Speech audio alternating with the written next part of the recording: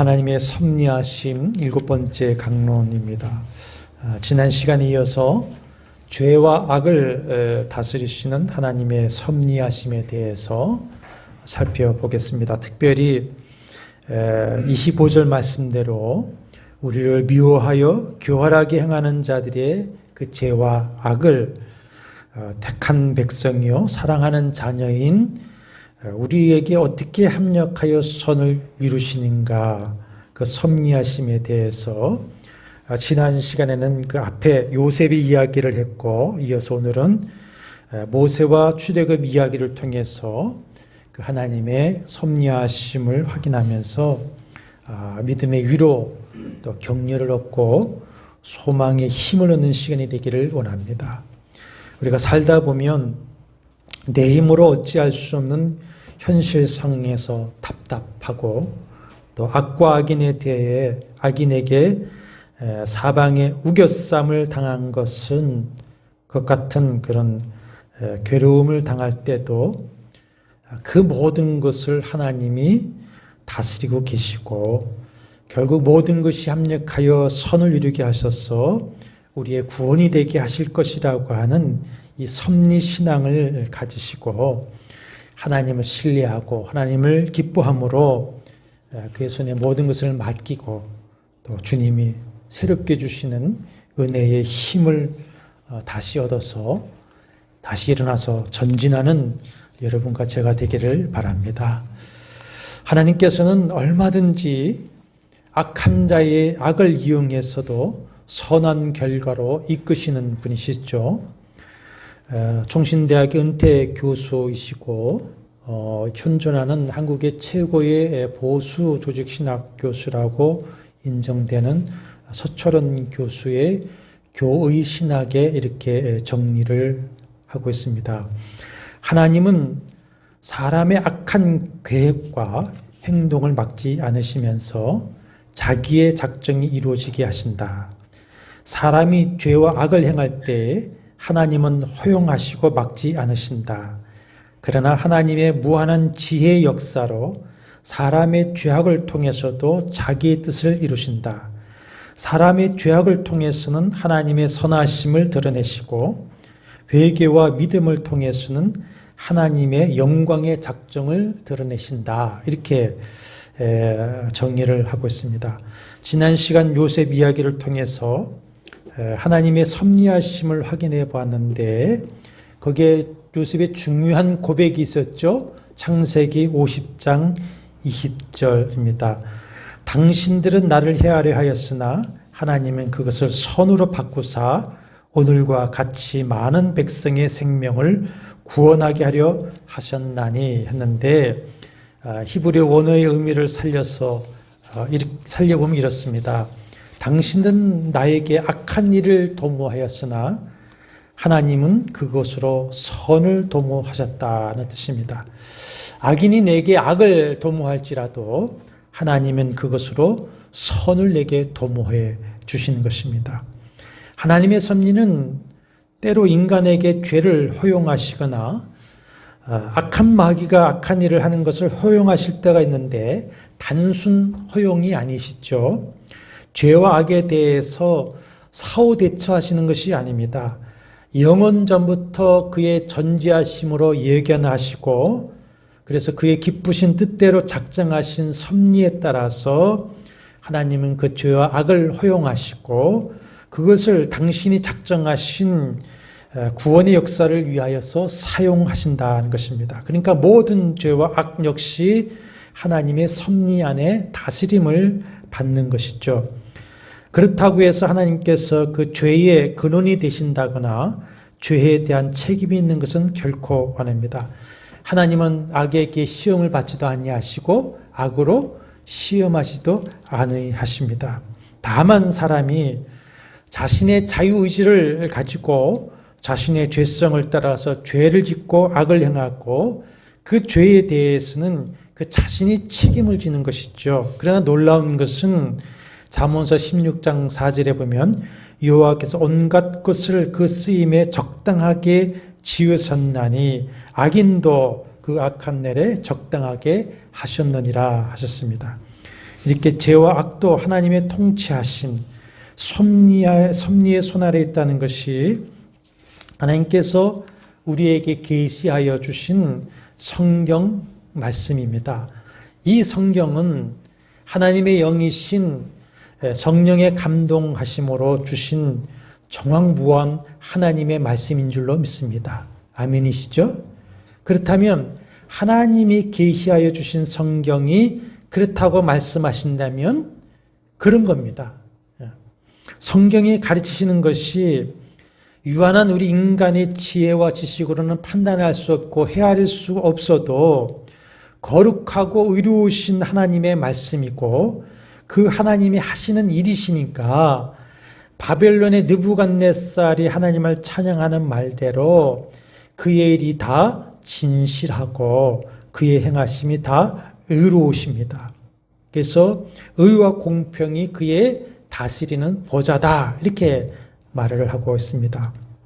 이 말씀을 증언하는 아주 드라마틱한 이야기가 이제 시편 105편 오늘 본문에서 말씀하는 요셉과 모세의 이야기죠. 지난 시간에 살펴본 요셉 이야기에서도 요셉의 형들은 25절 말씀대로 요셉을 미워하고 요셉에게 교활하게 행했습니다. 말씀은 하나님이 그에게 그들이 그렇게 하도록 섭리하셨다 말씀하고 있습니다. 아버지의 편애와 요셉의 꿈 이야기로 촉발되어서 형들은 요셉을 시기하고 미워하고 살해하려다가 그 살해가 뭐로 바뀌었습니까? 탐욕으로 바뀌어서 애고로 가는 이스마엘 상인에게 은 20에 팔았습니다. 그렇게 해서 노예로 팔려간 13살에서 총리가 되는 30세가 되는 때까지 13년을 착고를 차고 쇠사슬에 매어 고통을 당했습니다. 그러나 하나님은 그 형제들의 미움과 교활함을 통해서 요셉으로 하여금 구원자가 되게 하셨습니다. 대기근에 앞서 요셉을 애굽에 보내시고 기근을 준비하게 하시고는 많은 생명, 특별히 구원의 역사를 이루기 위해서 택하신 자기 백성들의 생명을 보존하시려는 하나님의 섭리하심이었던 것이죠. 또 그것은 창세기 15장 아브라함과 언약을 맺으실 때에 하신 약속을 실현하시기 위함이었습니다. 자세한 내용은 지난 강론 시간을 다시 보시길 바랍니다. 제가 유튜브에 올리는 것은 다른 사람들 보시라는 게 아니고 혹 결석을 했을 때에 말씀을 놓치지 마시라는 것이고 또 다시 반복해서 은혜를 확인하라는 의미로 된 것이 누구 다른 사람 보라고 하는 것은 아닙니다. 하나님은 그것을 위해서 이제 요셉과 함께 하시면서 요셉에게 지혜와 총명을 주셔서 형통하게 하시고 또 보디발 간수장 바로에게 은총을 받게 하셨습니다. 대극인을 피해서 야곱과 70여 가족이 애굽에 내려왔을 때에도 바로가 이스라엘에게 은혜를 베풀게 하셨습니다. 그래서 나일강 하류에 비옥한 땅인 람셋을 주어서 유목민들로 하여금 잘 살 수 있도록 하였습니다. 그것은 이제 대기근에서 구원하여 준 요셉에 대한 호의가 분명하죠. 그런데 세월이 지나면서 요셉과 그 가족인 이스라엘에 대한 호의는 무엇으로 변화했습니까? 25절에 미움으로 변화해서 이스라엘에게 교활하게 행하게 됩니다. 왜 바로와 애굽인이 이스라엘을 미워하게 되었으며 어떻게 교활하게 행하게 됐는가 이제 설명하겠습니다만은 25절 말씀에는 누가 그렇게 하도록 하셨다는 겁니까? 하나님이 그렇게 하도록 섭리하셨다. 3인칭 주어를 사용하고 있습니다. 모세도 아니고 바로도 아니고 하나님이 그렇게 하셨다는 것이죠. 그러니까 요셉이 미움을 통해서 애굽에 와서 총리로 통치자가 되고 구원자가 되었듯이 모세는 미움을 통해서 바로의 궁에 들어가게 되고 왕자로 자라 권세를 가지다가 이스라엘의 구원자로 쓰임을 받게 됩니다. 그리고 이스라엘 백성도 미움을 받고 바로와 애굽의 미움을 받고 그들의 교활함을 당하면서 그 계기를 통해서 노예에서 구원을 받고 가나안 약속의 땅으로 들어가게 되는 것이죠. 요셉과 모세가 당한 공통점이 무엇이죠? 미움을 받고 교활함을 당했다는 것입니다. 마찬가지입니다. 우리가 그들처럼 하나님께 택함을 받고 사랑을 받아서 하나님 나라 구원의 복음을 위해서 쓰임을 받으면서 경건한 삶을 살아간다면 때때로 우리는 세상의 미움을 받고 교활함을 당하게 되어져 있습니다. 그것이 의인은 고난이 많다는 말씀입니다. 믿음 때문에, 예수 이름 때문에, 우리가 세상에 속하지 아니하고 진리에 속한 것 때문에, 우리가 세상과 같이 살아가지 않는 것 때문에 세상의 미움을 받고 교활함을 당하기도 합니다. 이것은 주님의 말씀입니다. 그러나 요한일서 3장 13절에 형제들아 세상이 너희를 미워하여도 이상히 여기지 말라 하십니다. 더구나 마태이 24장 9절에서는 한번 찾아보시죠. 마태이 24장과 25장은 마지막 때에 대한 주님의 말씀이죠. 24장 9절에 보시면 그때에는 세상 끝에는 사람들이 너희를 환난에 넘겨주겠고 너희를 죽이리니 너희가 내 이름 때문에 모든 민족에게 미움을 받으리라. 13절에 보면 그러나 끝까지 견디는 자는 구원을 얻으리라 하십니다. 이때 우리는 하나님의 전신갑주를 입고 더욱 믿음을 굳건하게 해서 끝까지 참고 견디고 인내해야만 하는 것입니다. 혹 어떤 사람이 나를 미워하는 것이 심해지고 심지어 교활하게 행한다면 내가 그 사람에게서 구원을 받을 때가 되었다라고 하는 사인입니다.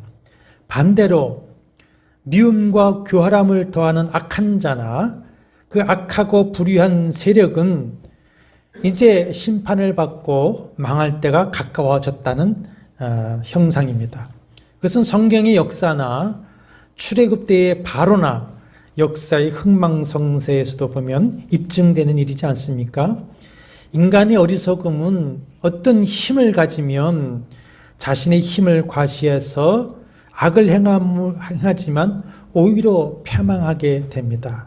그것은 하나님께서 교만한 자, 오만한 자를 어떻게 하시기 때문에? 대적하시기 때문에 교만은 패망의 선봉이 되는 것이죠.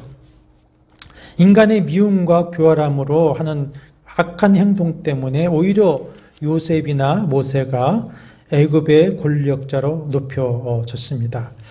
그런데 이 미움과 교활함이 하나님의 뜻에 의해서 생겨났다는 것이죠. 그러므로 하나님을 사랑하는 자, 그 뜻대로 부르심을 입은 자들에게는 모든 것이 합력하여 선을 이루시는 하나님의 의와 선, 사랑에 섭리하시는 손, 로마서 8장 31절 이하의 말씀대로 어떤 대적과 미움과 박해와 죽음조차도 우리를 하나님의 사랑에서 끊을 수 없고 이기게 하시는 그 하나님의 섭리하시는 손을 믿고 신뢰하시고 그 손을 끝까지 붙드시고 승리하시기를 바랍니다. 그것이 믿음의 싸움이죠. 오늘 계속해서 이제 요셉에 이어서 모세의 얘기를 통해서도 죄와 악을 다스리시는 하나님, 믿음을 구원으로 섭리하시는 하나님의 손길을 확인하면서 더 큰 은혜를 얻고자 합니다. 먼저 왜 바로가 이스라엘을 미워하게 되었고 이스라엘에게 교활하게 행하게 되었는가 하는 것입니다. 교활하게 행하다라고 하는 언어의 뜻은 부정하게 행하다 또는 사기를 치다 입니다. 사기를 치다. 근데 문제규형으로 되어 있습니다. 그것은 내가 무엇을 했는데 그것이 내게로 돌아오는 것이죠. 그러니까 바로가 원래 가지고 있는 악하고 교활함을 그대로 행하게 하셨다. 물론 누가 그렇게 하게 하셨습니까? 하나님이 그렇게 하도록 하셨다는 것입니다. 그러면 하나님께서 어떻게 역사하셨기에 바로와 애굽 사람들의 마음이 변하여서 이스라엘을 미워하고 교활하게 그들에게 행하게 되었는가? 여기서 우리는 하나님이 당신이 작정하신 일을 성취하시기 위해서 역사도 섭리하신다는 것을 이 사건을 통해서 우리는 확인할 수가 있습니다. 이 역사는 사람이 주관하는 게 아닙니다. 사람이 이러니 저러니 해도 하나님이 섭리하십니다. 어떤 역사인지 한번 보겠습니다. 바로가 미워하고 교활하게 행하게 된 그 원인이 24절에 나오죠. 본문 24절에 여호와께서 자기의 백성을 크게 번성하게 하사 그의 대적들보다 강하게 하셨으며 그랬습니다. 자, 애굽 사람들은 요셉을 통해 기근에서 구원을 받았습니다. 그래서 요셉과 그 가문인 이스라엘에게 은혜를 베풀고 매우 호의적인 관계이었죠. 그런데 어떻게 이제는 대적이 되었는가? 또 그들의 마음이 변하게 되어서 이스라엘을 미워하고 교활하게 되었는가? 그런데 그걸 누가 하셨다는 겁니까? 하나님이 하셨다. 하나님이 어떻게 하셨는가? 역사를 주관하고 있습니다. 출애굽 1장을 한번 보시겠습니다. 출애굽 1장 6절과 7절에 보면 82페이지에 출애굽 1장 6절과 7절에 요셉과 그의 모든 형제와 그 시대의 사람은 다 죽었고 이스라엘 자손은 생육하고 불어나 번성하고 매우 강하여 온 땅에 가득하게 되었더라. 근데 8절 보십시오. 요셉을 알지 못하는 새 왕이 일어나 애굽을 다스리더니 했습니다. 거기에 알지 못하는데 알다라고 하는 히브리 야다는 단순한 지식이 아니라 친밀한 관계를 전제로 한 체험적 지식을 나타내는 말입니다. 가령 그 남자와 그 여자가 서로 안다라고 할 때에는 그 남자와 그 여자가 그냥 아는 관계가 아니라 뭐 결혼을 하였든지 성적 연합을 하였든지 간에 해서 그런 친밀한 관계를 통해서 안다. 그것이 야다라고 하는 히브리어 말입니다. 요셉을 그렇게 알지 못하는 새 왕이 일어났다. 무슨 얘기냐? 역사에서 요셉이 총리가 될 때의 애굽 왕조는 같은 셈족, 노아의 후손은 함, 셈, 야벳이지 않습니까? 그 중에 같은 셈족의 힉소스 왕조였습니다. 셈족의 힉소스 왕조. 그러니까 요셉을 총리로 세우는 것도 그렇게 큰 문제가 되지 않을 것 같았고 같은 셈족인 이스라엘에게 매우 우호적일 수가 있었던 것이죠. 그런데 세월이 지나면서 주전 1500년경에 애굽 본토인인 함족인 아흐모세에 의해서 셈족의 힉소스 왕조가 무너지고 애굽 18왕조가 서게 됩니다. 그러니 셈족 힉소스 왕조와 관련된 요셉의 역사나 그 후손인 이스라엘에게 우호적일 수가 없고 적이 되고 마는 것이죠. 그런데 출애굽 1장 7절 다시 보시면 이스라엘 자손은 생육하고 불어나 번성하고 매우 강하여 온 땅에 가득하게 되었더라 했습니다.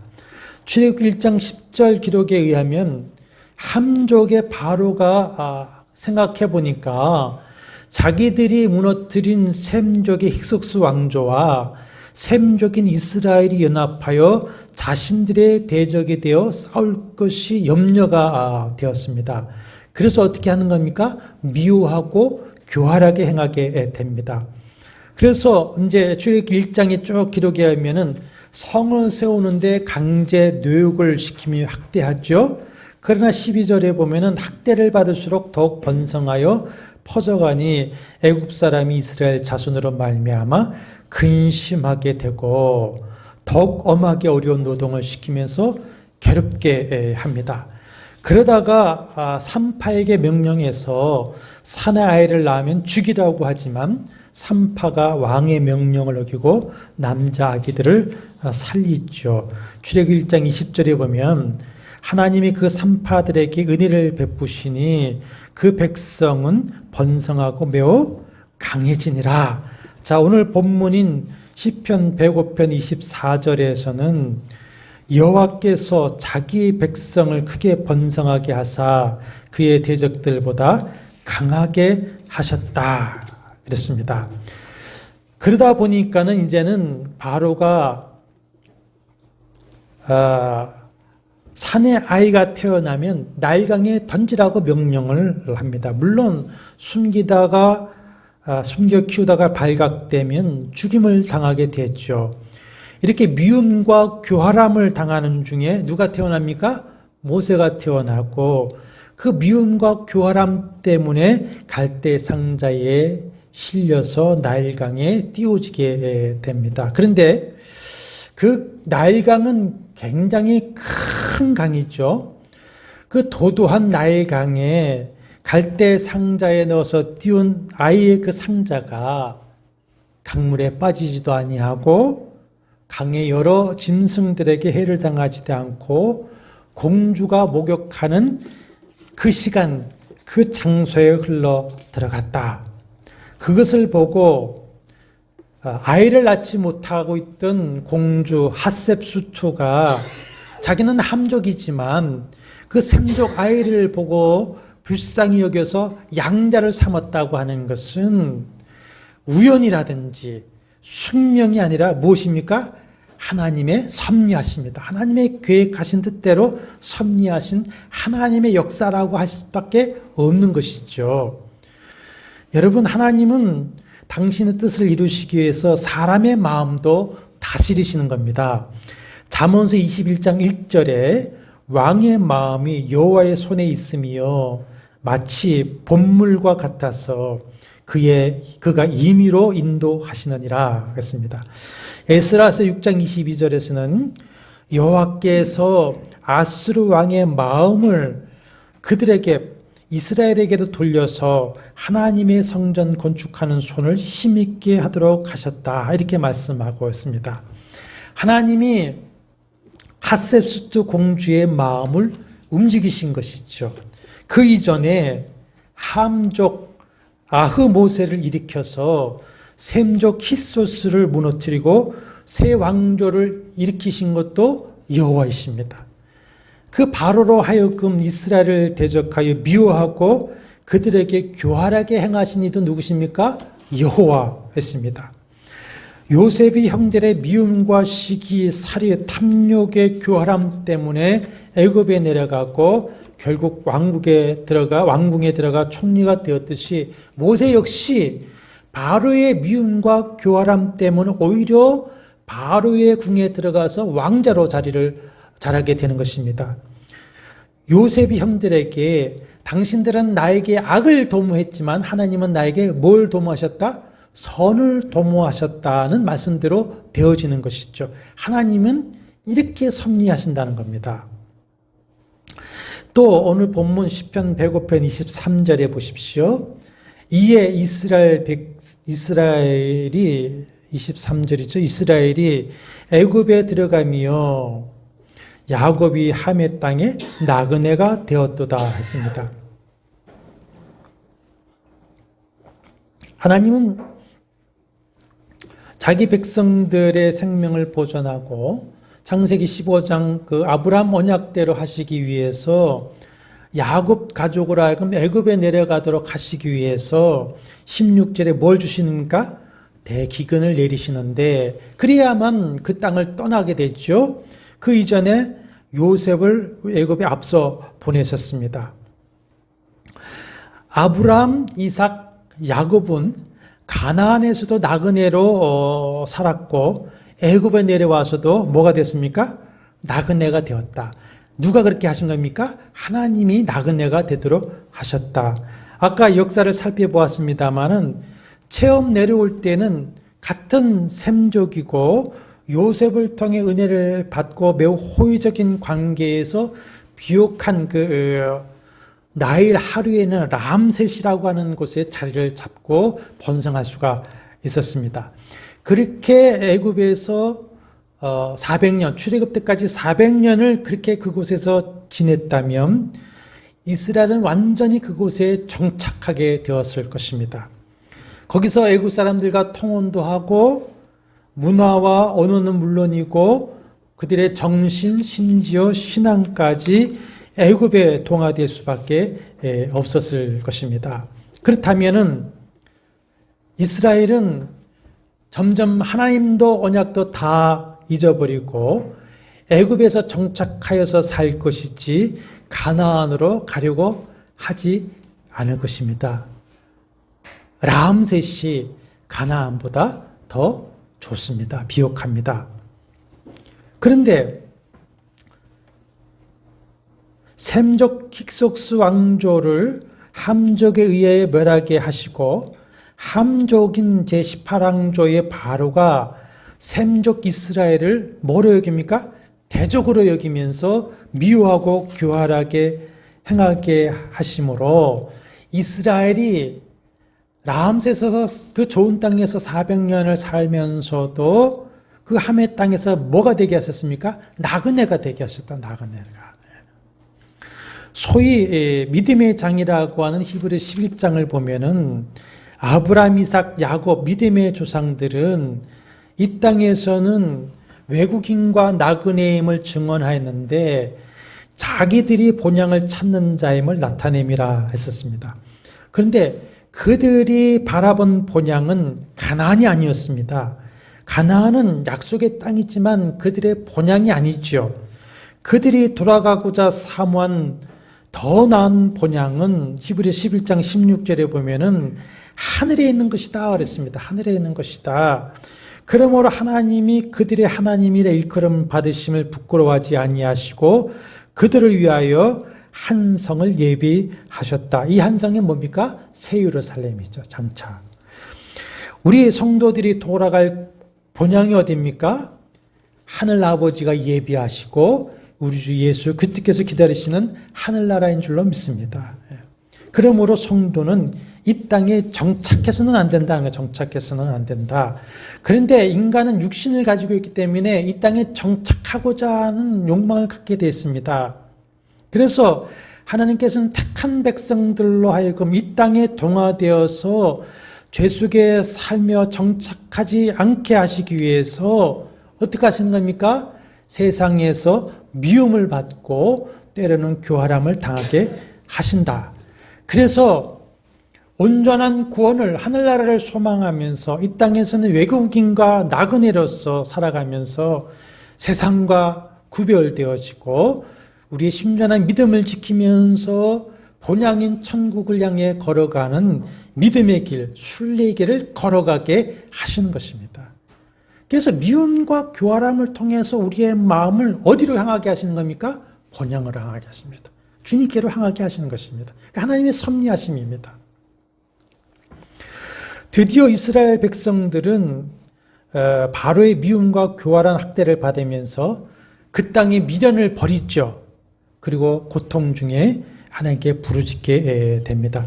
다시 출애굽기 2장을 한번 보시면 2장 23절 25절에 보시면 84쪽입니다. 이스라엘 자손은 고된 노동으로 말미암아 탄식하며 부르짖으니 그 고된 노동으로 말미암아 부르짖는 소리가 하나님께 상달된지라. 하나님이 그들의 고통 소리를 들으시고 하나님이 아브라함과 이삭과 야곱에게 세운 그의 언약을 기억하사 하나님이 이스라엘 자손을 돌보셨고 하나님이 그들을 기억하셨더라. 그래서 아브라함과 언약하신 대로 이제는 그들을 이방의 객과 고난에서 구원하여서 약속하신 가나안으로 인도하기 위해서 모세를 불러서 보내신 것입니다. 그러니까 애굽에 400년뿐만 아니라 그 때를 위하여서 모세의 40년도 섭리하신 것이죠. 그러니까 하나님의 때가 되어지니까 하나님께서 모세를 쓰시기 위해서 이 땅에 보내시고 애굽의 왕궁에서 왕자로 자라며 훈련받게 하시고 또 광야에서 그야말로 저는 아무것도 아닙니다. 하나님만을 바라보며 의지하는 자로 광야 40년 동안 훈련하시고는 보내셨던 것입니다. 기근에서 이스라엘을 구원하여 보존하기 위해서 요셉을 애굽에 보내셨듯이 모세와 아론을 훈련하셔서 애굽에서 고난당하는 이스라엘 백성을 구원하는 사명을 주셔서 보내신 것이죠. 그런데 문제는 누구냐? 바로입니다. 바로. 바로가 이스라엘을 그대로 내보내줄 리가 있습니까? 없죠. 그 많은 인구를 노예로 삼아서 지금 대역사를 이루고 있지 않습니까? 출애굽기 4장을 한번 보시면 4장에 보시면 모세와 아론으로 백성을 애굽에서 데리고 나오라는 사명을 주어서 바로에게 보내시면서도 하시는 말씀이 21절입니다.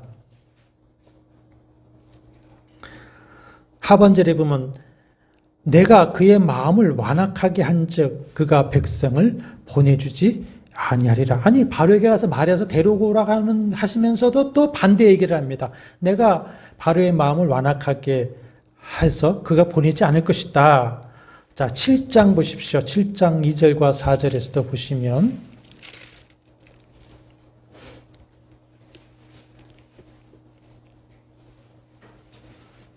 내가 내게 명한 바를 너는 내 형 아론에게 말하고 그는 바로에게 말하여. 이건 이제 바로를 만나기 전에 보내시면서 하시는 말씀이죠. 그에게 이스라엘 자손을 그 땅에서 내보내게 할지니라 그렇게 말하라는 거죠. 그런데 내가 바로의 마음을 완악하게 하고 그 표징과 내 이적을 애굽 땅에서 많이 행할 것이나 바로가 너의 말을 듣지 아니할 터인즉 내가 내 손으로 애굽에 뻗쳐 여러 큰 심판을 내리고 내 군대 내 백성 이스라엘 자손을 그 땅에서 인도하여 낼 것이다. 이 말씀대로 바로는 재앙을 당하면서도 10번이나 자기의 마음을 완악하게 하면서 완고하게 하다. 또 고집을 끝까지 부리다. 그러면서 이스라엘을 내보내지 않습니다. 여기에서 이제 중요한 질문을 이제 하게 되죠. 바로의 마음이 완악해진 것은 스스로 성품대로 완악하게 한 것인가, 하나님이 완악하게 하신 것인가 하는 것입니다. 그래도 하나님의 의로우심, 선하심, 거룩함에 손상을 끼치면 안 되지. 그러니까 하나님이 완악하게 만드신 것이 아니라 바로가 완악해진 것을 하나님이 그냥 허용하신 것이야 라고 말하는 일들이 많이 있지만 거듭 말씀하지만 단순 허용이 아닙니다. 하나님의 작정 계획에 의해서 허용하시는 것입니다.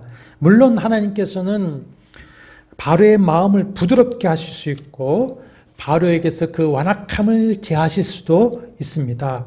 그러나 바로의 마음을 완악하게도 하실 수 있는 것이죠. 성경은 하나님이 그렇게 하셨다고 말씀을 하고 있습니다. 이와 관련해서 출애굽 기사에는 바로가 마음을 완악하게 하여서 이스라엘을 풀어주지 않는 모습을 무려 19번이나 기록하고 있었습니다. 10번은 하나님이 완악하게 하셨다. 말씀이 10번이 나옵니다. 조금 전에 읽었었죠? 하나님, 내가 완악하게 하겠다. 10번이 나옵니다. 그 다음에 3번은 바로 스스로가 완악해졌다. 이렇게 나옵니다. 8장 15절, 8장 32절, 9장 34절인데 8장 15절 보시죠. 공부하는 마음으로 한번 확인해 보겠습니다. 확인해야 은혜가 되죠. 8장 15절 사람들이 모아 무더기를 쌓으니 그러나 바로가 숨을 쉴 수 있게 됨을 보았을 때 좀 살만해지니까 다시 그의 마음을 완강하게 하여 그의 말을 듣지 아니하였으니 여호와께서 말씀하신 것 같더라. 자, 바로 스스로 완악해졌다 3번. 그리고 이제 주어가 붙어 있지는 않지만 수동태로서 완악해졌다는 말이 6번 나옵니다. 근데 성경에서 수동태로 그렇게 되었다라고 하는 것을 가리켜서 전문 용어로 신적 수동태라고 합니다. 하나님이 그렇게 하게 하셨다. 그것입니다. 모세와 아론을 보내시면서 그들이 바로를 만나기 전부터 4장 21절에 7장 3절 두 번이나 내가 바로의 마음을 완악하게 한즉 그 백성을 보내주지 아니하리라 하셨는데 바로 그리고 결정적인 말이 네 번이나 7장 13절이나 7장 22절이나 8장 15절이나 8장 19절 지금 8장 15절을 봤죠. 바로의 마음이 완악하여 그들의 말을 듣지 아니하니 누구의 말씀과 같더라? 여호와의 말씀과 같더라 그랬습니다. 바로가 스스로 완악하게 했지만 결국 하나님이 말씀하신 대로 완악해졌다고 하는 것은 결국은 그 마음을 주관하시는 것은 누구시다? 하나님이시다. 결론적으로는 하나님이 바로의 마음을 완악하게 하셨다. 그래서 시편 105편 25절에서 미워하게 하시며 교활하게 행하게 하셨다. 이렇게 말씀을 하고 있는 것입니다. 신명기 2장 30절에 보시면 신명기는 이제 40년 여정이 끝나고 가나안을 앞에 두고 한 모세의 긴 설교입니다. 전체가 모세의 회상 설교인데 2장 30절에 보면은 이제 이스라엘이 광야를 지나 가나안으로 들어가려고 하는데 모세가 요단 동편의 헤스보난 시온에게 요단 동편 이제 여리고 건너편 쪽이죠. 헤스본 왕 시온에게 모압이 우리 그랬던 것처럼 우리를 통과하게 해달라. 우리는 그냥 평안하게 통과하면서 양식도 돈 주고 사 먹고 물조차도 돈 주고 사 먹겠다. 이렇게 합니다. 그러나 시온이 통과하기를 허락하지 않지요. 근데 신명기 2장 30절에 보시면 헤스본 왕 시온이 우리가 통과하기를 허락하지 아니하였으니 이는 내 하나님, 여기 내는 이스라엘에게 하는 말입니다. 이스라엘 내 하나님 여호와께서 그를 내 손에 넘기시려고 그의 성품을 어떻게 하셨습니까? 완강하게 하셨고 그의 마음을 완고하게 하셨음이 오늘과 같다. 그래서 할 수 없이 이제는 어떻게 합니까? 시온과 그 땅을 치고 그 요단 동편 땅도 이스라엘의 기업으로 삼게 하신 것입니다. 이거는 대응이 아니라 원래 하나님이 작정하신 계획이었어요. 마찬가지로 하나님께서는 바로에게 부드러운 마음을 주시지 않고 그의 악한 성품대로 완악하게 하셨습니다. 그리고 열장으로 그를 심판하시면서 자신이 여호와 하나님이신 것과 영광을 드러내시면서 자기 백성을 구원하시는 것이죠. 이것에 이의를 제기하는 자들을 향하여서 하시는 말씀이 로마서 9장에 보면은 토기장의 이야기입니다. 토기장이 하나님의 절대 주권을 말씀하고 있죠. 토기장이가 진흙 한 덩이로 하나는 귀 있을 그릇과 천 있을 그릇을 만들 권한이 없느냐 하십니다. 그런다고 해서 토기장이를 누가 허물할 수가 있느냐 하죠. 그와 같이 우주의 왕이신 하나님은 그 절대 주권을 가지시고 당신의 기뻐하시는 뜻을 따라서 로마서 9장 19절에 보면은 그런즉 하고자 하시는 자를 긍휼히 여기시고 긍휼히 여기는 자들을 부드럽게 하시고 하시고자 하는 자를 완악하게 하신다. 자기 임의로 하시는 것이죠. 그리고 그 로마서 9장 17절에는 바로를 완악하게 하신 이유가 무엇인지 바로에게 말씀하신 것이 있습니다. 그 로마서 9장 17절은 출애굽 9장 16절에 일곱 번째 재앙인 우박재앙을 내리면서 여전히 그 마음을 완악하게 하여서 순종하지 않은 바로에게 모세를 통해서 하신 말씀이에요. 로마서 9장 17절 보면 성경이 바로에게 이르시되 내가 이 일을 위하여 너를 세웠으니 곧 너로 말미암아 내 능력을 보이고 내 이름이 온 땅에 전파되게 하려 함이라 하셨습니다. 그래서 이렇게 출애굽기 기사에는 바로의 마음을 하나님이 완악하게 하신 목적이 무엇인지 말씀하시는 것들이 있어요. 제가 그냥 읽어보겠습니다. 9장 16절에 보면은 내가 너를 세웠으면 나의 능력을 내게 보이고, 바로를 세우신 것도 하나님이신데 그 목적은 나의 능력을 내게 보이고 내 이름이 온 천하에 전파되게 하려 하였습니다. 10장 1절과 2절에 여호와께서 모세에게 이르시되 바로에게로 들어가라. 내가 그의 마음과 그의 신하들의 마음을 완강하게 함은 나의 표징을 그들 중에 보이기 위함이며 내가 애굽에서 행한 일 곧 내가 그들 가운데서 행한 표징을 내 아들과 내 자손의 귀에 전하게 하기 위함이다. 너희는 내가 여호와인 줄 알리라. 11장 9절 보시면 여호와께서 모세에게 이르시기를 바로가 너희의 말을 듣지 아니하리라. 그러므로 내가 애굽 땅에서 나의 기적을 더하리라 하셨고, 이제 14장 17절과 18절입니다. 14장 17절과 18절에 내가 애굽 사람들의 마음을 완악하게 할 것인즉 그들이 그 뒤를 따라 들어갈 것이라. 이제 그 홍해 앞에서 하는 말씀이죠. 내가 바로와 그의 모든 군대와 그의 병과 마병으로 말미암아 영광을 얻으리니 내가 바로와 그의 병과 마병으로 말미암아 영광을 얻을 때에야 애굽 사람들이 나를 여호와인 줄 알리라 하셨더니, 이렇게 하나님의 구원의 뜻을 위하여서 하나님의 영광을 위하여서 백성들로 하여금 여호와를 알고 그 말씀을 준행하기 하기 위해서 로마서 9장 18절 말씀대로 하나님은 하시고자 하는 자를 긍휼히 여기시고 하시고자 하는 자를 완악하게 하셨다. 새 번역에는 이렇게 번역을 했습니다. 하나님께서는 긍휼히 여기고자 하는 사람을 긍휼히 여기시고 완악하게 하시고자 하는 사람은 완악하게 하셨다. 여러분과 저는 긍휼히 여김을 받은 사람입니까? 완악함을 받은 사람입니까? 긍휼히 여김을 받은 사람인 줄로 믿습니다. 그러니 믿고 이 자리에 있는 것이죠. 그러면 왜 하나님께서 그 죄와 악도 다스린다고 하시는 것을 우리에게 말씀해 주시는 것입니까?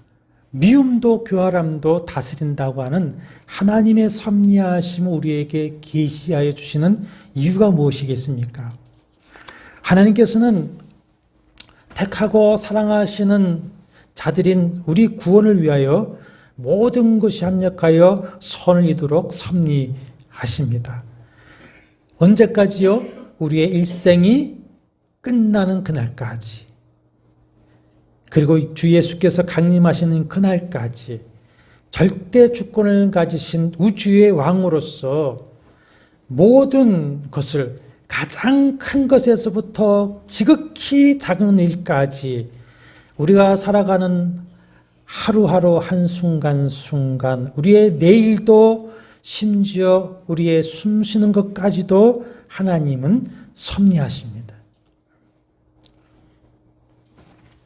그러므로 때로는 미움을 당하고 교활함을 당하여서 슬프고 괴로울지라도 그럼에도 불구하고 믿는 자이기 때문에 같이 그들에게 악으로 대적하지 못하여서 더욱더 억울하고 가슴이 아플 수 있고, 지금은 하나님의 뜻을 구하느라고 내 뜻대로 되지 않는 것 같아서 내일이 보이지 않고 답답할지라도, 그래서 욥의 고백처럼 하나님 일하시는 것이 보이지 않으시지만 분명히 하나님은 나를 향한 계획을 가지고 계시다.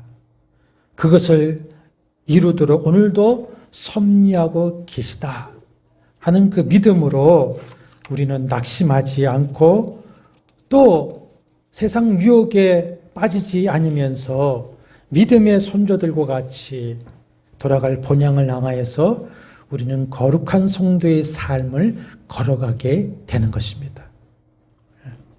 사랑하는 여러분, 이 하나님의 섭리하심이라고 하는 은혜의 반석 위에 여러분의 믿음, 신앙의 집을 세우시기를 바랍니다. 그래서 히브리서 11장에 나오는 믿음의 선조들과 같이 오직 믿음으로 하나님을 기쁘시게 하면서 더 나은 본향, 더 나은 부활, 하나님이 우리를 위해서 예비해 놓으신 더 좋은 것 그랬습니다. 11장 16절에는 더 나은 본향, 31절에서는 더 좋은 부활, 40절에서는 더 좋은 것, 그것을 얻는 날까지 주님과 동행하는 거룩한 신앙의 걸음을 끝내 이루어내시기를 주의 이름으로 축복합니다. 주 예수 그리스도의 은혜와 하나님의 사랑과 성령의 교통하심이 너희 무리와 함께 있을지어다. 아멘.